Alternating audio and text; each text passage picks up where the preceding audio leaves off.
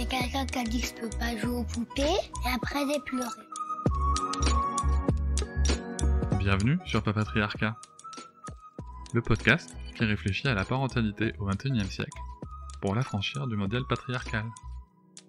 Pour ce premier épisode de l'année 2022, je tenais, malgré le contexte que nous connaissons tous, vous présenter mes meilleurs vœux.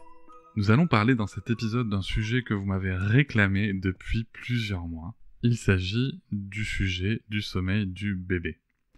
Je suis ravi d'accueillir Audrey Njavé, fondatrice et directrice du centre périnatal Happy Mom and Baby.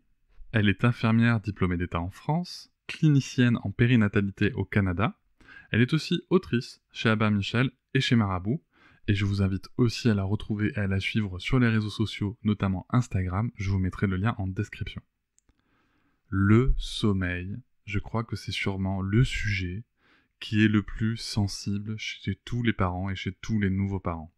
Parce qu'on est crevé, qu'on n'en peut plus, et que tout le monde nous dit que c'est normal, ça va passer, qu'on comprend pas trop de quoi on se plaint. Est-ce qu'il fait ses nuits? Et puis ça va durer jusqu'à quand? Et puis de toute façon tu dors avec, et puis de toute façon tu dors séparément. Quoi qu'on fasse, on a l'impression que ça ne va pas, on sait juste qu'on est crevé.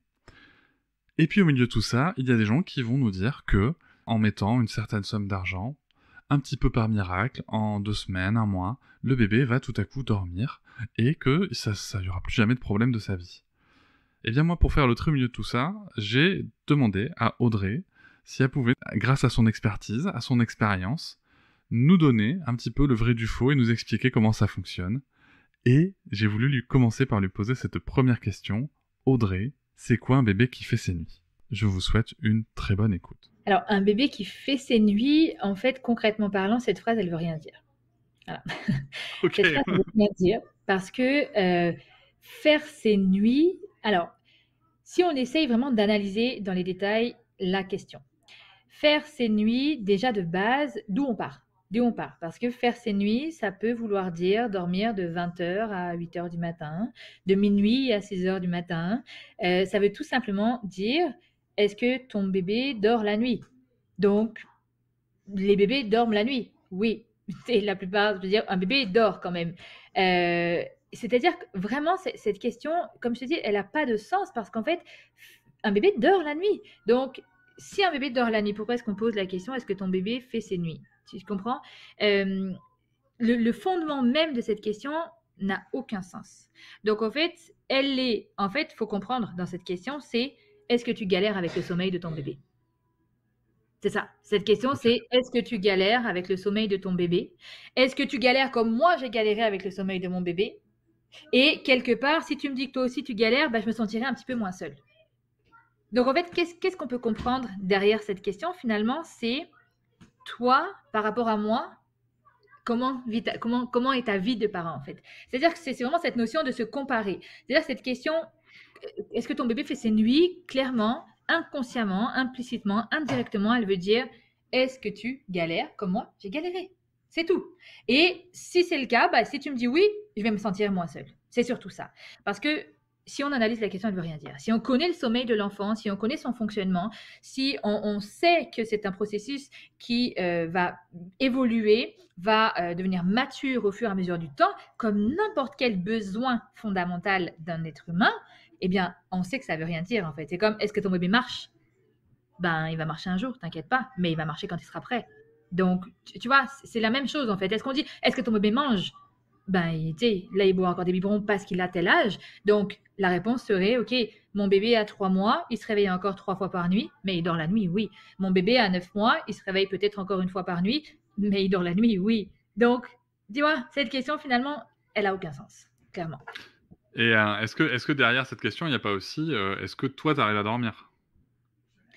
Aussi, peut-être, tu vois. Mais c'est pour ça que, à la limite, c'est ce qu'on devrait poser comme question. Est-ce que tu t'en sors? Comment ça va? Est-ce que tu arrives à gérer les réveils fréquents de ton bébé la nuit qui sont normaux?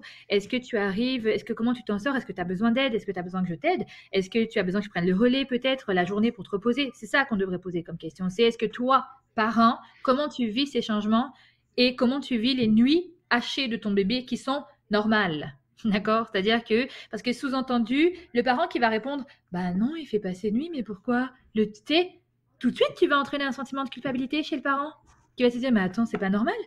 Ben si, c'est normal. Il y a des choses qui sont normales, il y a des choses qui le sont peut-être un peu moins, il y a des choses qui sont optimales, il y en a qui le sont un peu moins.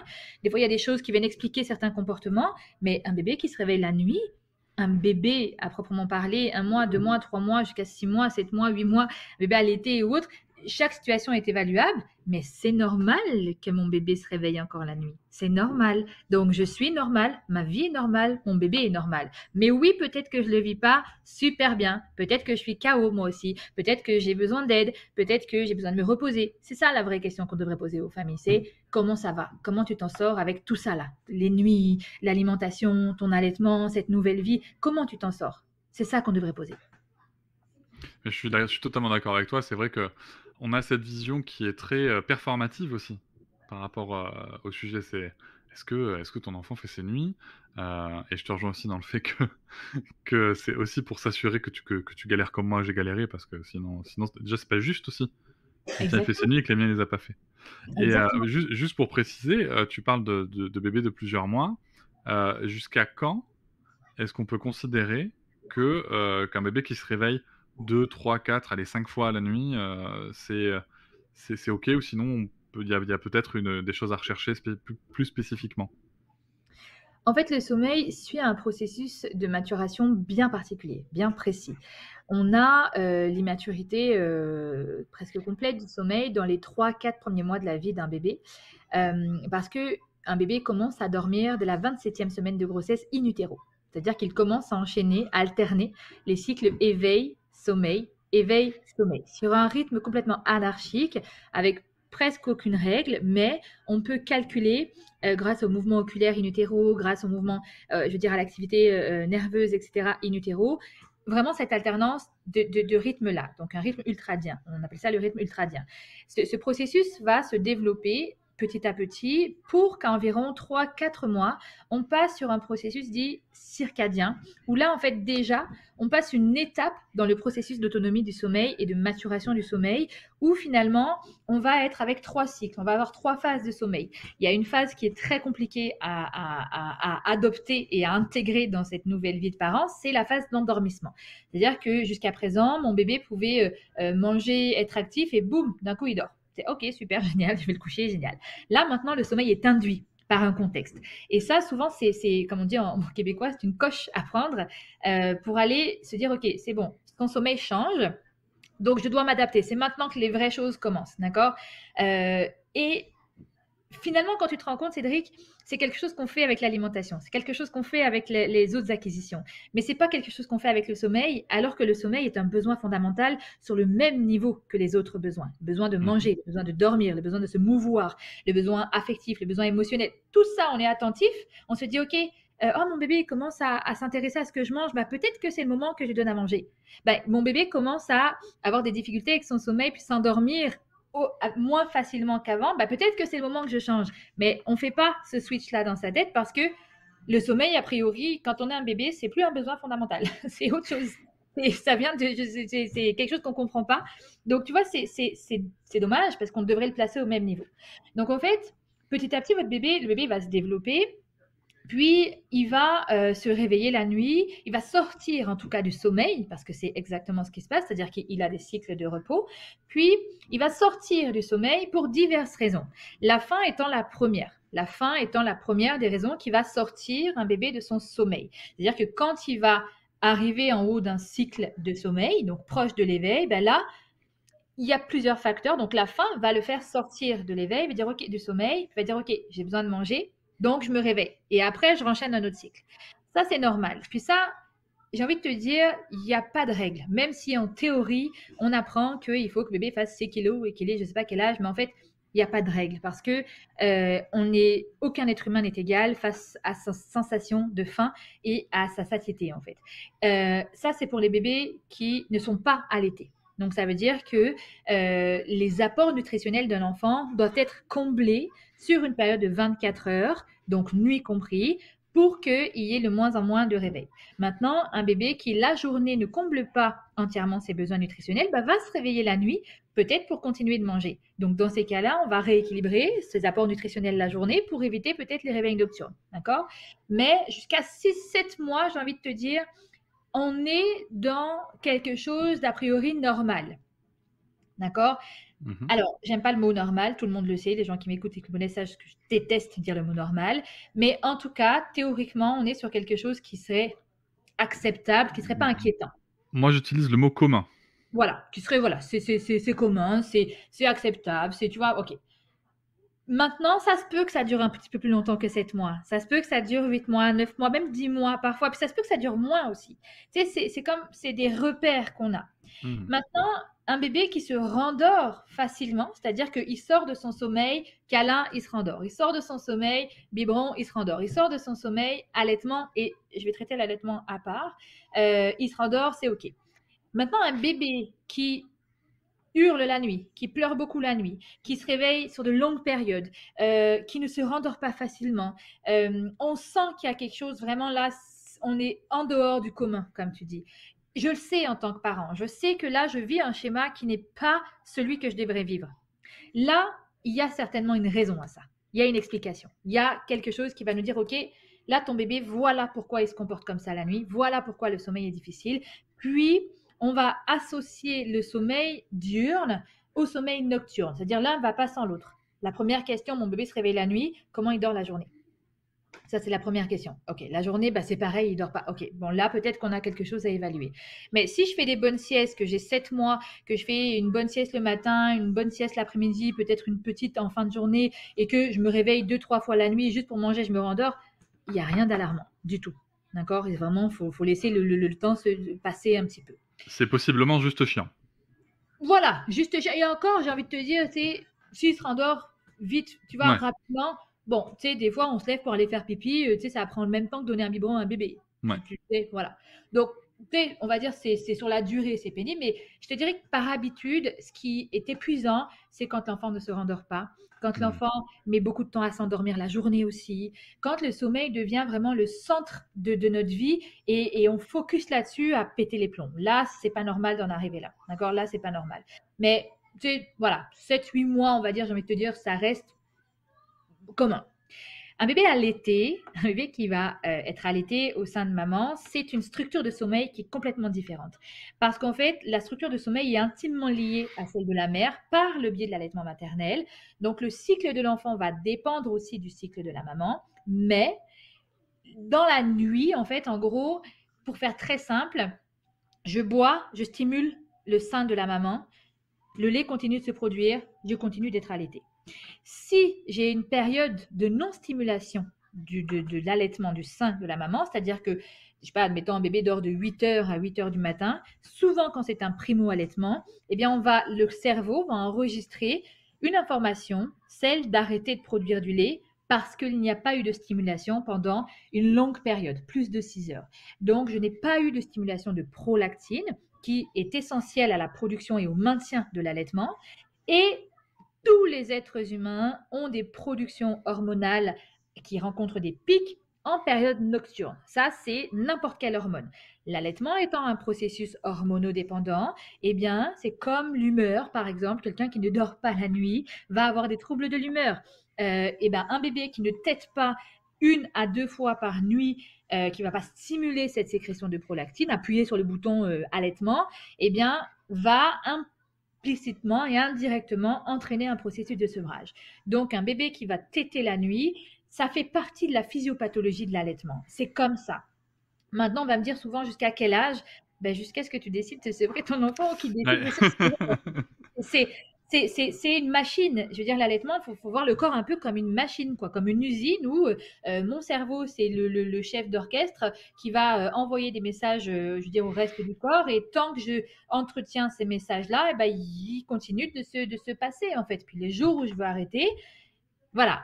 Ça, c'est si j'ai un bébé, voilà, schéma normal, commun d'un bébé allaité, c'est 1 à 3 réveils nocturnes maximum avec un rendormissement rapide pendant toute la durée de l'allaitement. Exception, bien sûr, quand j'ai des mamans, c'est pas leur primo-allaitement, c'est des allaitements qui sont rapprochés, par exemple, ben ça se peut que ma production ne se tarisse pas parce que je l'entretiens depuis peut-être 1, 2, 3 ans. Donc, il y a des exceptions, d'accord? En santé, il y a toujours des exceptions qui viennent nous faire mentir dans ce que l'on dit. Et c'est comme ça qu'on grandit, nous aussi, puis qu'on apprend. Donc, de manière générale, le fonctionnement d'un bébé non allaité, allez, entre 7 et 8 mois, on peut s'attendre à avoir des périodes nocturnes qui s'enchaînent sans aucune sortie du sommeil. Et pour un bébé allaité, ben, jusqu'au sevrage, induit ou naturel, on s'attend à ce qu'il y ait encore 1, 2, 3 réveils. D'accord. Mais sinon, pour conclure cette partie, 4 ans, 4 à 6 ans, c'est là où la maturation du sommeil atteint son maximum. C'est-à-dire que c'est à partir de cet âge-là, non pas qu'on va avoir un enfant qui fait ses nuits ou qui dort toute la nuit ou qui dort correctement, mais on va avoir un enfant qui va avoir une structure de sommeil qui se rapproche beaucoup plus de celle de l'adulte, donc qui va avoir des cycles de sommeil beaucoup plus longs, de 3-4 heures, plusieurs fois par nuit, au lieu d'1 à 2 heures et demie, en gros. Bah, tu as anticipé ma question suivante, en fait, qui était de dire « Ok, mais jusqu'à quand, tu vois ?» Donc, très bien. Mais je m'autorise aussi à penser que, bien entendu, comme tu l'as dit en santé, il y a forcément des exceptions qui existent, qui viennent te faire mentir. Complètement. Complètement, c'est ça. Tout comme je m'autorise à penser qu'il y a aussi peut-être des sujets pathologiques qu'on peut détecter bien avant les 4-6 ans, mais qui peuvent aussi traîner jusqu'aux 4-6 ans, et même plus longtemps. Exactement. D'où ma spécialisation dans le sommeil de l'enfant. C'est-à-dire que, en tant que professionnelle de santé, donc moi je suis infirmière spécialisée en périnatalité. Du coup, je m'occupe que des bébés et des mamans depuis une vingtaine d'années à peu près. Et à un moment, je n'étais plus satisfaite de la réponse qu'on donnait aux parents. Oh, laissez le temps, il va faire ses nuits. Puis je voyais ses parents souffrir, vraiment, ses enfants aussi souffrir. Et cette réponse ne me convenait plus, d'accord? Ne me convenait plus parce que je me suis dit, attends, quand un parent vient te voir et puis vient dire au médecin, admettons, oh ben là, mon fils, il mange pas, tout de suite, c'est une batterie d'examen. Quand on vient te dire, ben, mon fils a 2 ans, je sais pas moi, il marche pas, c'est une batterie d'examen. Le sommeil, ben, c'est un besoin fondamental, comme je l'ai appris à l'école, c'est un besoin fondamental qui est nécessaire à la survie de l'être humain, mais qui n'est pas pris en considération quand il concerne les enfants au sérieux. C'est-à-dire qu'un adulte qui vient voir un médecin puis qui lui dit « Oh là là, moi la nuit, je me réveille toutes les heures, je ne sais pas ce qui m'arrive, j'arrive pas à me rendormir. » Boum, batterie d'examen, traitement, etc., etc. Mais un bébé, quand un parent vient te voir et te dit bah, « Mon bébé se réveille toutes les heures la nuit, je sais pas moi, il a 9 mois, 10 mois, il y a quelque chose qui ne va pas, il dort pas la journée, j'en peux plus. » Bah, c'est normal, un bébé c'est comme ça. Bah, moi, ça ne me convenait pas comme réponse. Parce que je ne trouvais pas ça cohérent avec la réponse qu'on donnait aux adultes. Sachant qu'un bébé est un être en processus d'autonomie. Donc en fait, c'est-à-dire que c'est comme un adulte, c'est-à-dire c'est un être humain.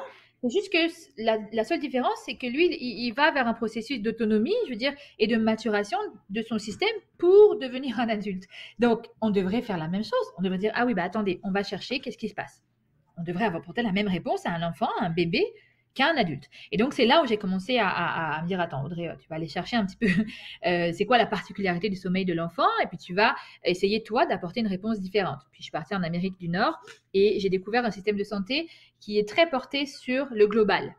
Donc, en fait, ça m'a plu et c'est venu compléter un petit peu ce que j'avais commencé en me disant, ah oui, tu vois, il y a une façon de faire aussi qui est beaucoup plus holistique, beaucoup plus globale, qui va permettre d'aller chercher tout ce qu'il y a autour du symptôme avant de traiter finalement, enfin, pour aller chercher la cause avant de traiter que le symptôme. Donc ça, j'ai fait un mix un petit peu avec mes différentes expériences professionnelles et justement, je suis allée chercher pour apporter d'autres réponses et je me suis spécialisée dans la prise en charge du sommeil pour dire, OK, là, c'est un schéma qui est normal, donc celui qu'on a un peu décrit avant. Mais là, effectivement, c'est pas un schéma qui est normal, qui est optimal. Non, là, il y a quelque chose qui me dit qu'il y a un frein. Il y a quelque chose qui vient bloquer ton bébé, qui vient perturber son horloge biologique, parce que c'est l'horloge biologique qui régit les besoins d'un être humain. Et j'ai commencé, du coup, à chercher. Puis, finalement, on se rend compte que, par exemple, un reflux gastro-œsophagien est un élément perturbateur du sommeil de l'enfant. et indirectement d'autres de ses besoins en fait. Des difficultés orales, des difficultés par exemple qui se situent au niveau de l'alimentation orale, parce que l'enfant découvre le monde par sa bouche, et donc pour un allaitement maternel par exemple, ou même un biberon, si un bébé n'est pas capable d'ouvrir, de fermer, de mobiliser les muscles de sa bouche, de sa langue, de ses lèvres correctement, son alimentation va être impactée et donc son sommeil va être impacté. Donc en fait, c'est tous ces liens. Finalement, une chose peut entraîner beaucoup de conséquences et pas directement, mais en dernier, va impacter le sommeil. Comme un adulte qui fait du reflux, excuse-moi, mais tu ne dors pas. Comme un adulte qui va, alors ça on parle du côté pathologique, mais on peut avoir aussi du côté émotionnel, affectif. Moi je suis désolée, mais qui arrive à dormir sereinement les veilles d'une rentrée scolaire ou d'un nouveau boulot? Personne, on est tous au taquet, le stress, enfin tu vois. Donc en fait, j'ai adapté et rapporté, si tu veux, ces perturbations de l'adulte qui sont prises en considération à l'enfant finalement, parce que oui, l'enfant peut aussi vivre des choses émotionnelles et affectives qui peuvent venir perturber et le sortir de son sommeil. Au niveau pathologique, c'est ça, on va avoir du reflux, on va avoir parfois des freins bucco-restrictifs, une mobilité de la langue, de la bouche et des muscles de toute sa sphère orale qui viennent perturber son alimentation. On peut avoir aussi tout ce qui va être au niveau du corps. Enfin, je veux dire, moi, je suis infirmière, donc j'ai bossé beaucoup en pédiatrie. On peut avoir tout ce qui est torticolis congénitaux mal soignés. On peut avoir les plagios. Enfin, il y a toute une liste. En fait, la liste est très, très longue et on cherche et on se dit, OK, selon des protocoles, selon un suivi, un accompagnement spécifique, un recueil de données bien précis, on va tracer toute l'histoire de cet enfant depuis même son contexte d'arrivée pour comprendre qu'est-ce qui se passe. Est-ce que c'est patho? Est-ce que c'est émotionnel? Est-ce que c'est affectif? Est-ce que c'est contextuel? Est-ce que c'est juste une méconnaissance de la part des parents? Parce que des fois aussi, on ne sait pas comment ça fonctionne. Personne n'a le manuel. Donc, dans ces cas-là, c'est juste de l'enseignement. Voilà. Mais oui, il y a des freins au sommeil. C'est-à-dire qu'un parent ne vit pas des difficultés dans l'accompagnement du sommeil de son enfant juste par plaisir. Non, j'en ai jamais vu encore. Et toi, ton job, est-ce que c'est de faire dormir bébé ou est-ce que de trouver pourquoi bébé dort pas? Alors, je ne suis pas masseur animée du sommeil. Je ne suis pas autre chose qu'une professionnelle de santé qui doit trouver pourquoi l'enfant ne dort pas. Voilà, moi, je ne fais dormir personne, comme je ne fais manger personne, comme je ne fais marcher personne, comme je ne fais rien faire à personne. J'ai des connaissances, j'ai des compétences, j'ai de l'expérience, j'ai des formations qui me permettent aujourd'hui de relever. Moi, je parle souvent, je forme du personnel et je dis souvent qui me permettent d'ouvrir mes tiroirs et d'allumer des lumières. Mon travail, c'est ça, c'est de me dire en fonction de tout le récit précis que j'ai récolté chez cette famille, c'est d'ouvrir des tiroirs et d'aller tirer le bon document pour les accompagner et dire ok, c'est ça, voilà pourquoi ton enfant ne dort pas, maintenant on va travailler là-dessus et après, si tu veux, on est obligé finalement de travailler sur un rééquilibrage parce que s'il y a quelque chose qui est venu perturber un besoin fondamental, l'horloge biologique de ce besoin fondamental, elle est perturbée. Donc, il va falloir que je la rééquilibre. Donc, il va falloir que je travaille sur un rééquilibrage. Ok, mais alors pour le coup, je comprends pas parce que moi j'ai entendu parler qu'il y avait des méthodes qui faisaient dormir bébé. Notamment, j'avais entendu parler d'une méthode qu'on appelle la 5-10-15. Je sais pas si tu connais. Malheureusement, oui. Mais ça, pour le coup, c'est basé sur quoi? C'est basé sur quelle observation clinique? Aucune observation clinique. Une observation comportementale, mais pas clinique. Donc, du coup, on est vraiment sur du comportemental. Tu sais, c'est un besoin fondamental, le sommeil. Donc, c'est très simple de faire des raccourcis et des liens très rapides. On va, pour comprendre les choses, se mettre sur la même ligne que l'alimentation, par exemple. C'est-à-dire qu'aujourd'hui, l'alimentation est un besoin fondamental. On a besoin de manger. Idéalement, on devrait manger uniquement ce dont on a besoin. On a des contextes perturbateurs, qui perturbent un petit peu notre quotidien aujourd'hui, qui fait que notre alimentation n'est pas forcément à la hauteur de ce qu'attend notre corps. Donc, on rencontre des problèmes, en tout cas, pas des problèmes, en tout cas des difficultés, des déséquilibres, on va dire, au niveau de nos poids de santé, parce que donc on va soit être en surpoids, soit être en surpoids. Donc on a un petit peu ce déséquilibre de la balance. quelle va être notre... Donc, il y a deux solutions. Aujourd'hui, on a très bien vu que si on prive notre corps de certains aliments, on va entraîner un déficit calorique et on va entraîner un déficit nutritionnel qui va nous faire perdre du poids. Est-ce que quand on fait ça, on répond aux besoins de santé de notre corps? Non. Par contre, est-ce qu'on répond à notre besoin au niveau de l'humeur, de notre image ou de contexte un petit peu autour de tout ça?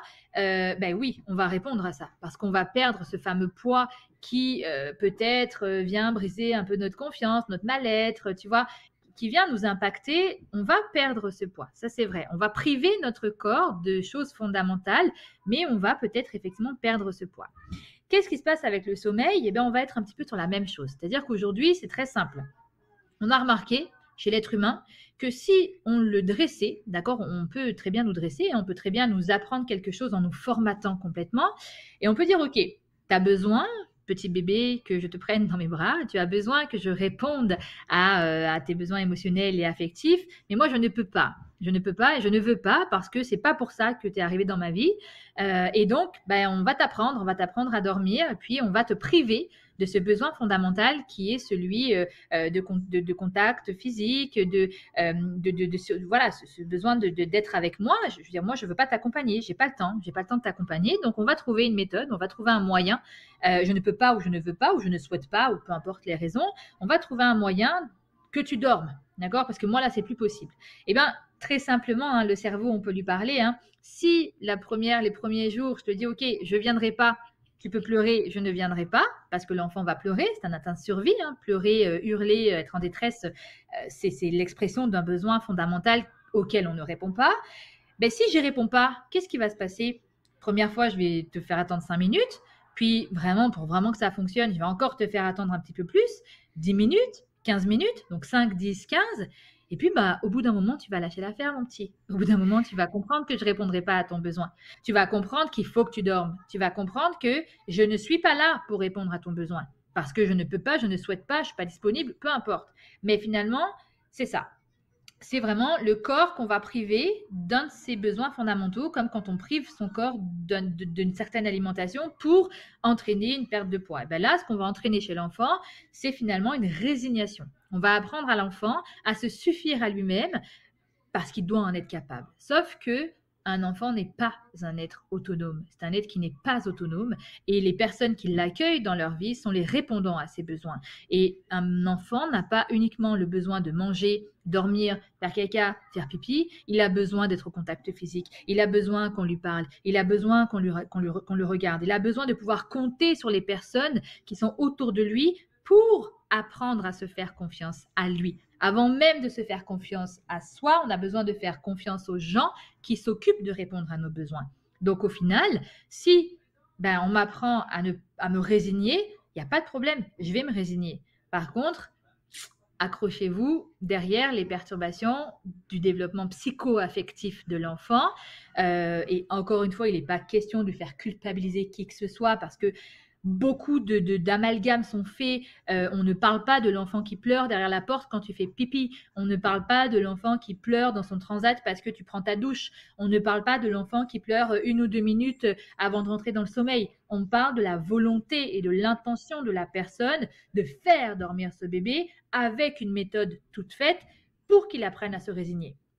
On parle de ça, d'accord? C'est-à-dire que je prends vraiment un ton spécifique avec ça parce que je ne veux pas dire à un parent qui entend un enfant pleurer parce que je ne réponds pas de façon instantanée à sa demande que je vais entraîner des troubles psychoaffectifs. Loin de là. On parle vraiment de l'intention, ce qu'il y a dans votre cœur, ce qu'il y a à l'intérieur de vous. Mais alors j'entends ce que tu dis et je te rejoins forcément et je te remercie de préciser le fait que le sujet dont on parle du sommeil n'a rien à voir avec le fait de ne pas avoir une réponse immédiate aux pleurs d'un enfant, c'est pas du tout le sujet.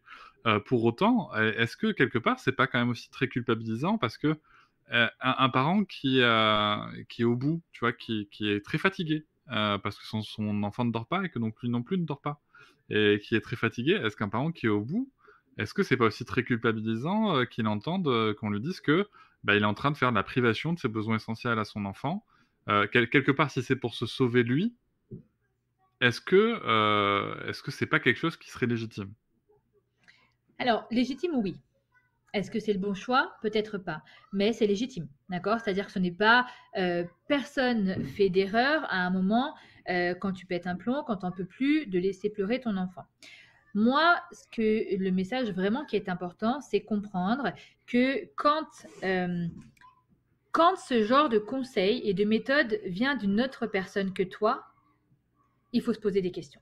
C'est-à-dire qu'aujourd'hui, quand tu es le parent, moi je veux dire aujourd'hui, si je décide de ne pas, je veux dire, ça m'est arrivé, j'ai 3 enfants, j'ai 3 garçons, ça m'est arrivé de dire ce soir, je ne suis pas disponible. Ce soir, je n'en peux plus parce qu'il s'est passé ça aujourd'hui avec toi, je ne peux pas. Donc ça m'est arrivé à moi personnellement de dire ok, là je te laisse dans ton lit, puis écoute, tu vas certainement pleurer, mais là moi je ne peux pas répondre, je ne peux pas.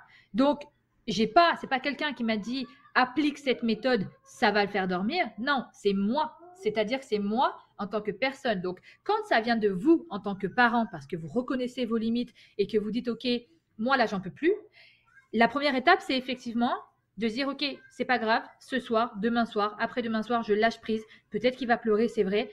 Mais par contre, je vais aller chercher de l'aide. Je vais aller chercher quelqu'un qui va me dire qu'est-ce qui se passe avec cet enfant-là, qu'est-ce qui se passe avec son sommeil, parce que moi, je n'en peux plus. Tu comprends? C'est-à-dire que la démarche, moi, ce que je demande vraiment, c'est de la considération. Aujourd'hui, si toi, en tant que femme ou en tant qu'homme, tu ne dors plus la nuit, tu as des insomnies, que tu as des problèmes de sommeil, qu'est-ce que tu fais?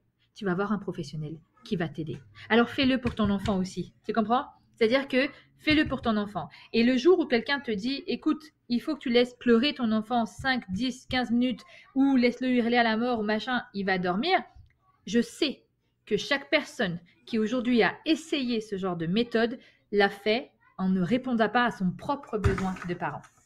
C'est-à-dire qu'aujourd'hui, il n'y a aucune maman, aucun papa, aucun parent, aucun répondant qui m'a dit « j'ai fait ça de bon cœur et ça m'a fait du bien ».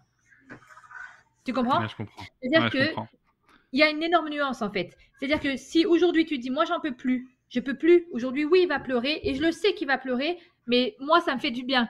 Mais si je le fais et que je sais que j'ai ce petit pincement au cœur qui me dit oh là là, je suis pas capable de le laisser. Oh là là, qu'est-ce que je suis en train de... Tu sais, ce petit truc à l'intérieur là, cette petite voix qui te dit que tu fais pas le bon choix. Écoute cette petite voix. Mais parfois, elle va te dire que tu fais le bon choix, cette petite voix, quand tu le laisses pleurer.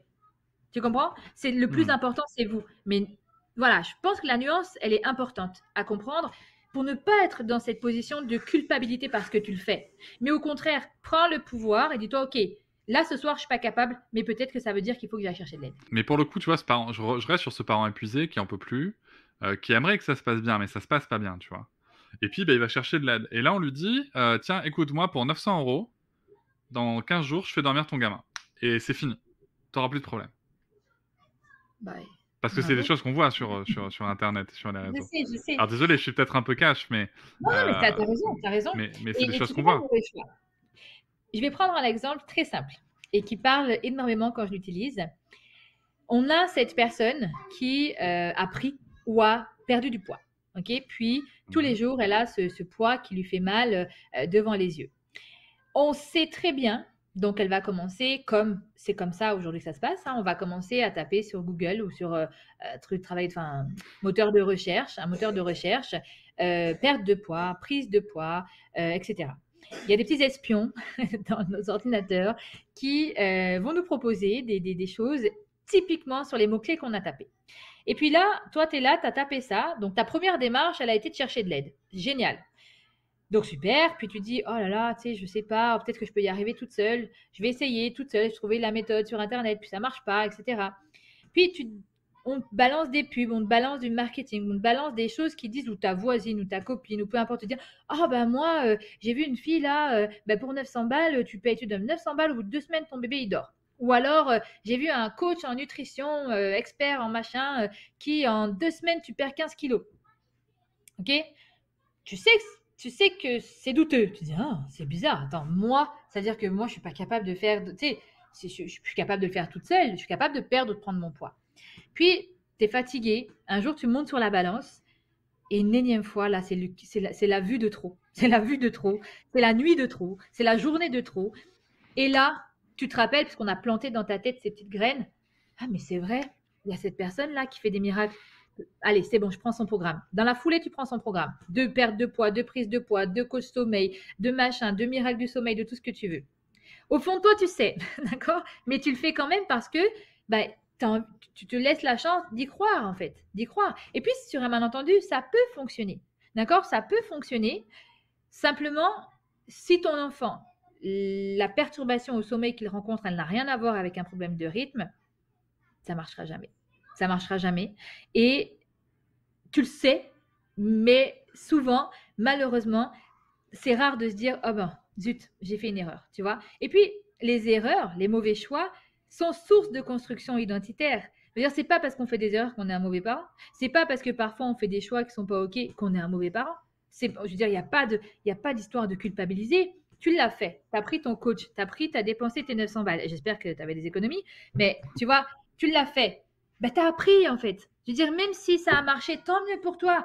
Mais malheureusement, si ça n'a pas fonctionné, tu auras essayé. Tu seras allé au bout de ce que tu as essayé. Maintenant, moi, j'en veux un petit peu, si tu veux, aux gens qui, tout ce marketing, un petit peu, parce que si maintenant, on te met des professionnels de santé qui sont formés et qui, comme pour l'allaitement, et qui vont je veux dire, c'est dans les moteurs de recherche, si c'est nous on apparaît en premier. Sauf que moi, je suis pas dans la communication, dans le marketing. J'y connais rien à tout ça. Donc, tu vois, je veux dire, on est formé à l'école d'infirmière, on est formé, je veux dire, dans des endroits où on n'apprend pas tout ça. Donc, on ne sait pas faire. Donc, mais si on nous mettait en avant, si le médecin, et ça commence parce que les choses sont en train de changer. Moi, j'ai beaucoup de pédiatres aujourd'hui, de médecins qui nous recommandent en disant, il y a une infirmière, il y a un centre de santé qui est spécialisé là-dedans, allez les voir. Et puis, on travaille en collaboration. Moi, c'est ça, je veux dire, c'est mon rêve, c'est celui-là. C'est de me dire aujourd'hui, d'être dans les cabinets de médecins, c'est la consultation infirmière qui va être complémentaire à la consultation du médecin. Moi, je comprends que le médecin n'ait pas le temps de passer 1 heure ou plus avec un patient pour comprendre ce qui se passe. Mais moi, je suis là, c'est mon travail, le paramédical. Donc, voilà, je me dis encore une fois, l'argent, le nerf de la guerre, et les soignants sont toujours relégués au 2e niveau, même le dernier. Mais du coup, c'est un autre débat. Mais donc, chers parents qui un jour avaient fait appel ou comptez faire appel, faites-le en fait, faites votre propre expérience, surtout si c'est votre premier enfant. Moi, j'en ai fait des erreurs, j'ai fait des choses qui n'étaient pas, qui m'ont appris à devenir un autre parent avec un 2e, puis un autre parent avec un 3e, et puis si j'avais un 4e, je serais encore un autre parent. Mais tu sais, ne regrettez pas de l'avoir fait, ne culpabilisez pas de l'avoir fait ou de vouloir le faire, mais apprenez de vos erreurs, c'est tout. Si je comprends bien pour le coup, le message qu'il faut entendre, c'est que déjà, premier point, dans les premiers mois de vie, le sommeil de l'enfant, c'est tout à fait normal qu'il soit très anarchique. Complètement. Voilà. Ensuite, après les quelques premiers mois de vie, il y a une phase où il va construire des cycles et de toute façon, cette phase, elle va évoluer. Donc, comme tu disais, si je comprends bien, 7 à 10 mois jusqu'aux 4-6 ans, quoi, de toute façon. C'est ça. Elle suit ce processus d'évolution. Tout ce qui ne suit pas à peu près, parce qu'on sait bien qu'il y a des exceptions, mais tout ce qui ne suit pas à peu près ce cycle-là, c'est qu'il y a peut-être une cause pathologique à aller chercher dans une vision globale de l'enfant. Ok. C'est tout aussi simple que ça. Et si on est épuisé, toi tu conseilles donc de consulter des professionnels de santé formés spécifiquement sur le sujet du sommeil de l'enfant.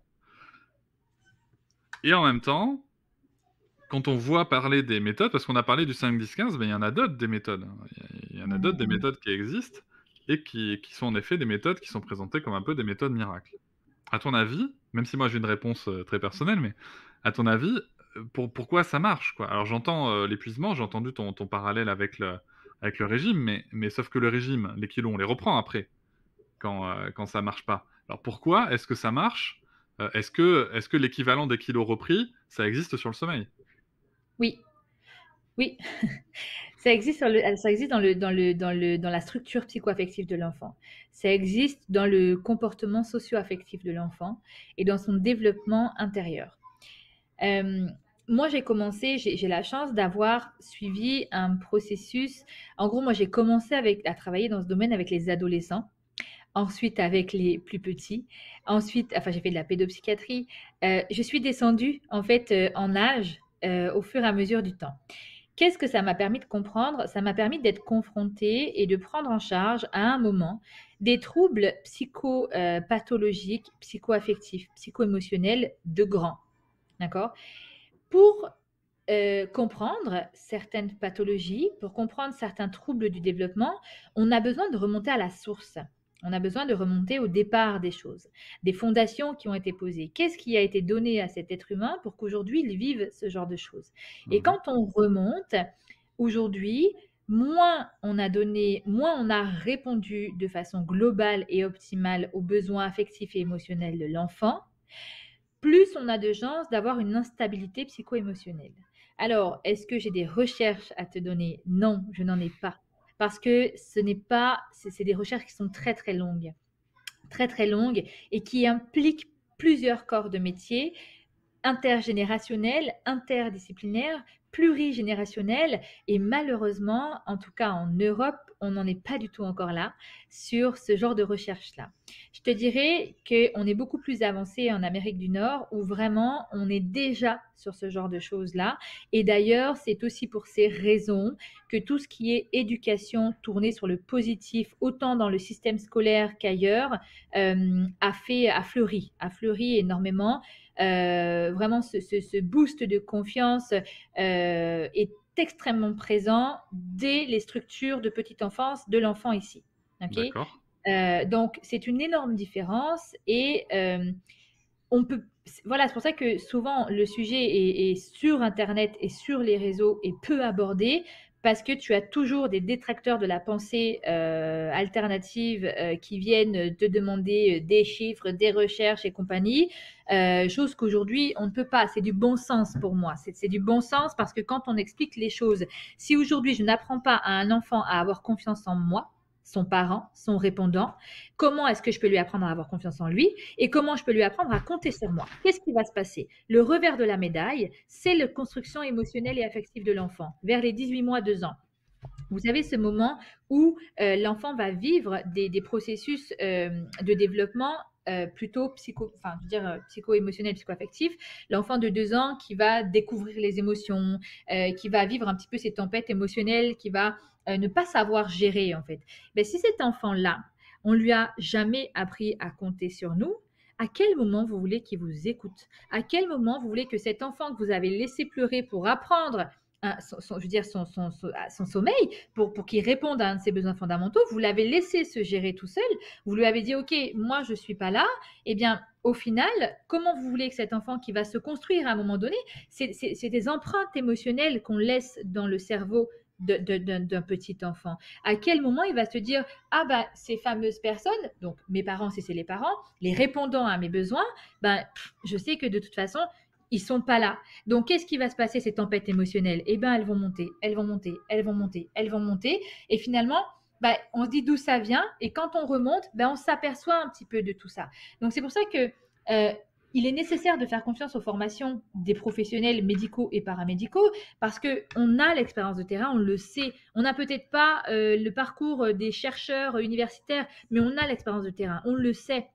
On le voit, on l'observe.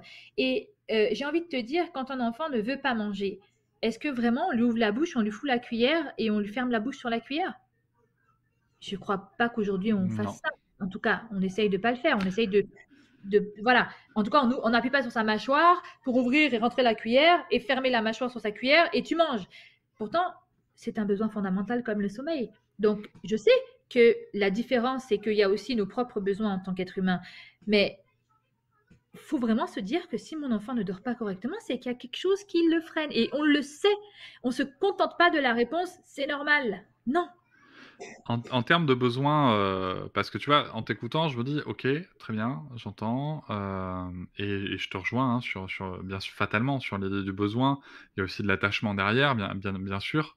La question que je voudrais te poser, c'est à ta connaissance, est-ce que si, par exemple parce que je pense forcément aux parents qui font de leur mieux et qui font de leur mieux et qui sont à bout et voilà. Est-ce que, selon toi, selon ton expérience, est-ce que pour le coup, demander du soutien à quelqu'un, à des amis, à de la famille, même pour ces phases d'endormissement, ça peut aussi être une solution. C'est-à-dire, est-ce qu'à un moment, tu vois, moi, enfin, je sais pas, j'imagine le parent qui rentre, au bout de sa journée, il est crevé, l'enfant là, ce soir, il peut pas.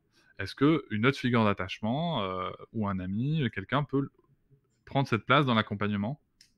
Mais c'est la base. Ce serait la base.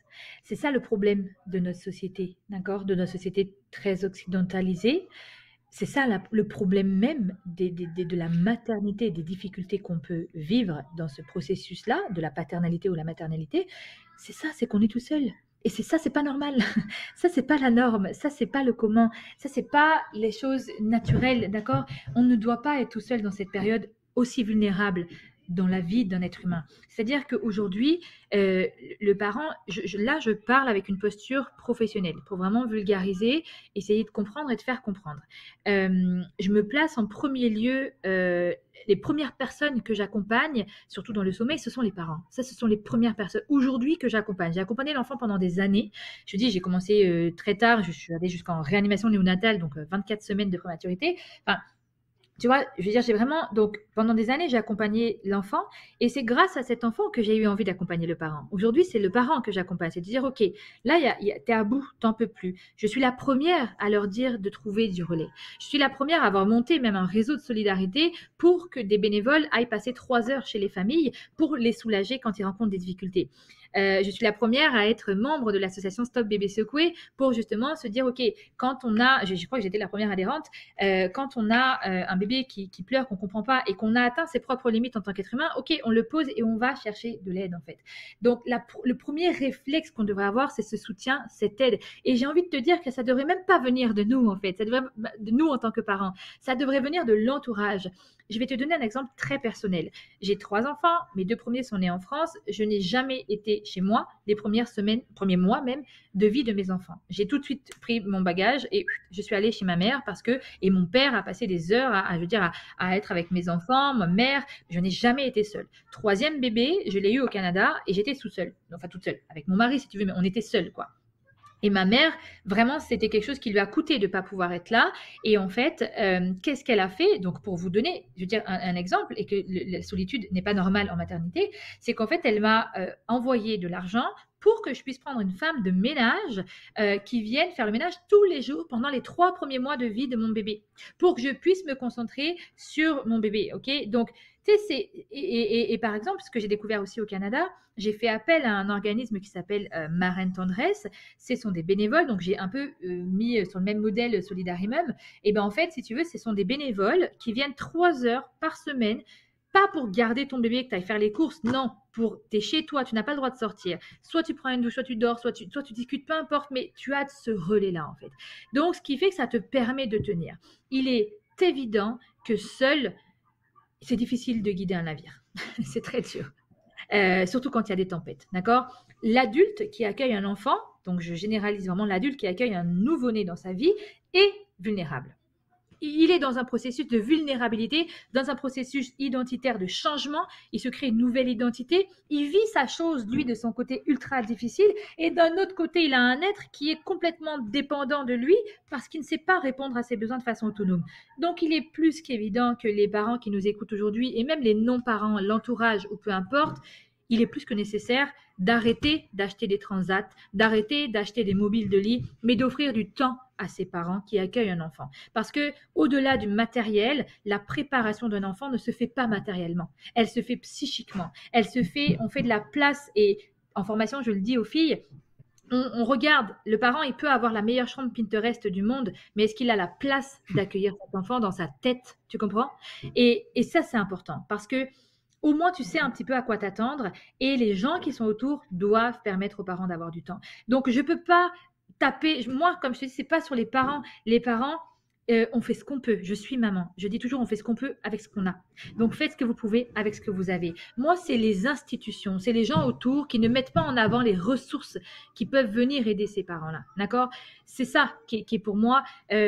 Voilà, comme je te dis, j'ai mal quand une maman me contacte et me dit avant vous, j'ai fait appel à tel machin. Je me dis, oh, qu'est-ce que j'ai foiré? Qu'est-ce qu'on a foiré? Qu'est-ce qu'on a foiré? Nos institutions, même si c'est privé, mais qu'est-ce qu'on a foiré pour pas dire à ses parents qu'il y a d'autres solutions? Et c'est notre responsabilité en tant que professionnel. Et là, je m'exprime vraiment en tant que professionnel. En tant que maman, en tant qu'être humain, je veux dire, et même en tant que professionnel, on va dire, je veux dire, les parents, vous êtes pour rien en fait, parce que c'est notre faute à nous.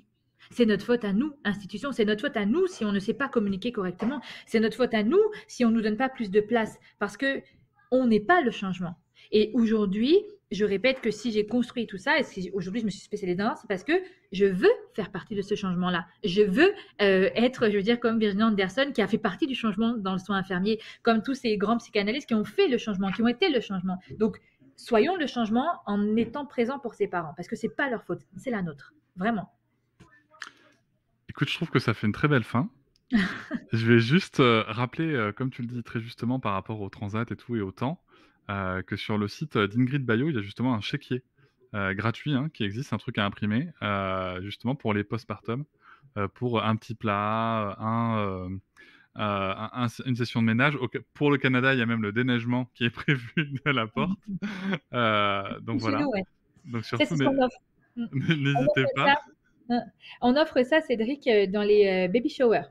En fait, on offre, c'est-à-dire que il n'y a pas beaucoup de matériel, c'est vraiment culturel, où on offre du temps. C'est-à-dire qu'on offre, chacun dit qu'est-ce qu'il va faire pour la future maman à l'accueil du bébé, tu vois. Super. Ouais, et c'est génial, offrez-vous du temps, c'est vraiment ça, voilà, s'offrir du temps. Et donc Ingrid est ma voisine, donc du coup, on a vraiment, voilà, je pense que c'est génial, donc ouais, aller carrément prendre ce chéquier, c'est voilà, le temps. Merci beaucoup Audrey pour ton expertise et Merci. ton temps. Merci à toi Cédric, à bientôt. Je vous remercie de m'avoir écouté. Je vous invite à vous abonner et nous pouvons aussi nous retrouver sur Facebook, Instagram et sur le blog papatriarca.fr. À bientôt.